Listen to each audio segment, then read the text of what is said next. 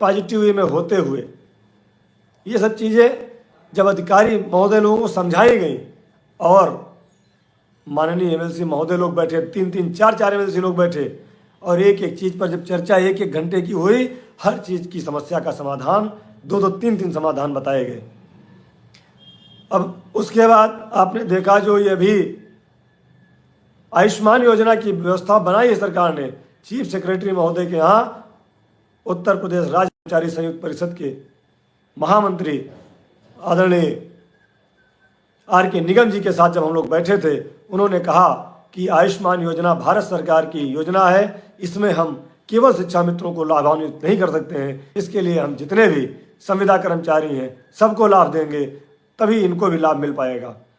हम लोगों ने निवेदन किया, ठीक है सर, आप सबको लाभान्वित कर दीजिए, लेकिन हमारा भी ध्यान रखिए, हम लोगों का भी अब स्थितियाँ ठीक नहीं है। उन्होंने इस बात पर एग्री होकर के एक मीटिंग कॉल की थी और उस मीटिंग में उन्होंने चर्चा किया, जिसका रिजल्ट निकला कि अभी माननीय मुख्यमंत्री जी ने विधानसभा में घोषणा किया है कि आयुष्मान योजना का लाभ हम लोगों को मिलेगा। साथियों, इसी तरह माननीय प्रमुख सचिव, श्रीमान प्रमुख सचिव माननीय मुख्यमंत्री जी से जब हम लोग मिलने गए तो उन्होंने पूरी कहानी बताई कि सरकार तो देना चाहती है लेकिन आप लोग ले ही नहीं पा रहे हो।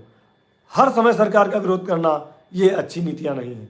जब सरकार आपकी बात ना सुने तब विरोध करिए, लेकिन विरोध की भी एक सीमा होती है, एक संवैधानिक ढांचा है, उस दायरे में रह करके करिए। आप लोग अन्य कर्मचारियों से आपकी अलग क्षमता है, अलग तुलना है, आप गुरुजी लोग हो, आप अध्यापक लोग हो, आपका सरकार से अगर मांग भी होना चाहिए तो अध्यापक की गरिमा के अनुरूप होना चाहिए। साथियों, ये 28 अगस्त की बात मैं कर रहा हूँ। 28 अगस्त 2024 को हम लोग मिलने गए थे और जब उनसे कहा कि सर 5 सितंबर को हम लोग आ रहे हैं धरना देने, तो उन्होंने कहा था आइए धरना दीजिए, लाठी खाइए, जेल जाइए, घर जाइए, सरकार कुछ नहीं करने वाली। अगर सरकार से मिल करके, सरकार से बात करके कुछ अच्छा कर लोगे तो आपको सरकार की सौगात मिलेगी। यही बात 5 सितंबर के धरने में जब माननीय मुख्यमंत्री जी के OSD महोदय से मुलाकात हुई तो उन्होंने वार्ता करके कहा कि आप लोग धरना खत्म करिए, ये धरना अच्छी बात नहीं है। शिक्षक दिवस के दिन आप लोग अपने घर जाइए और आपकी समस्याओं का समाधान माननीय मुख्यमंत्री जी करेंगे। ब्रजेंद्र सिंह जी, जय श्री महाकाल। साथियों, तब से लेकर के आज तक कितने ब्रेकर मिले, कितनी समस्याएं मिली, किन समस्याओं को लेकर के संगठन के हमारे पदाधिकारी बनारस से लेकर गोरखपुर तक, गोरखपुर से लेकर महाराजगंज तक, महाराजगंज से नोएडा तक, मुरादाबाद, बिजनौर, प्रयागराज, कहाँ कहाँ हम लोग नहीं गए। और लखनऊ में तो जैसे लग रहा है कि स्कूल समय के बाद हम लोग सीधे प्रतिदिन, ऐसा कोई दिन नहीं होता था जिस दिन हम लोग शासन में, सरकार में पैरवी ना कर रहे हों। बहुत जगह मार्ग अवरुद्ध किया गया।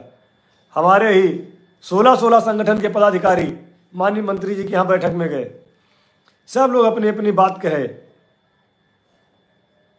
लेकिन केवल मंत्री जी की मीटिंग में। उसके अलावा आज तक आपने देखा होगा कहीं कोई नहीं। मैं उन सबको धन्यवाद भी देता हूं कि आप सबका सहयोग हम लोगों के साथ है, जिसकी वजह से एकता का एक संदेश गया है और ये लग रहा है कि उत्तर प्रदेश के सभी शिक्षा मित्र एकजुट हैं और अब अपनी समस्याओं का समाधान करने के लिए अंतिम अवसर की तलाश में है। आप लोगों की वजह से भी एक अच्छा संदेश गया है, इसलिए सभी संगठनों के पदाधिकारियों को मैं धन्यवाद देता हूं, प्रणाम करता हूं। अभी जब कुछ अच्छा होने की शुरुआत होती है तो बहुत सारे लोग निकल करके अपनी पोस्ट, अपने वीडियो, अपने डिबेट में आ जाते हैं और बहुत सारी अपुष्ट सूचनाओं को प्रसारित कर देते हैं।